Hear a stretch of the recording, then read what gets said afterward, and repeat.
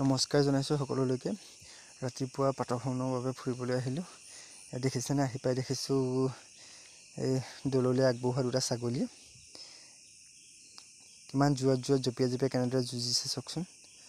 সিহঁতে বাৰু যুঁজিছে, কিন্তু যুঁজা দেখি মোৰ বেয়াও লাগিছে। কোনোবা এটাই হয়তো শিং ভাগিব আৰু বহুত কষ্ট পাইছে, দুখো পাইছে, সেয়েহেতু এৰুৱাবলৈ চেষ্টা কৰিছোঁ। কিন্তু সিহঁতৰ যুঁজত প্ৰচণ্ড জোৰে আঁতৰৰ পৰা আহি জঁপিয়াই জঁপিয়াই অকল যুঁজাত লাগিছে। দেখিছেনে, সিহঁতে চাওকচোন কিমান জোৰত মাৰিছে।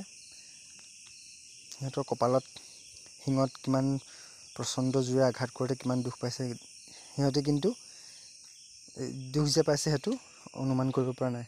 কিন্তু পূৰা যুঁজ দিয়াত লাগিছে, শক্তি প্ৰদৰ্শন কৰাত লাগি গৈছে। দেখিছে খেদাই দিছোঁ চুচুকে। দেখিছে এটা আঁতৰি গৈছে নহয়, খেদাই দিছোঁহে, চুচুকে খেদাই দিলোঁ।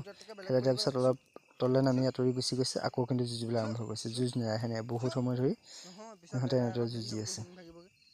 তাৰপিছত আৰু দললৈ আগবঢ়োৱা বা মন্দিৰত আগবঢ়াই দিয়া বস্তু মাৰিবও নাপায় ন, সেয়েহে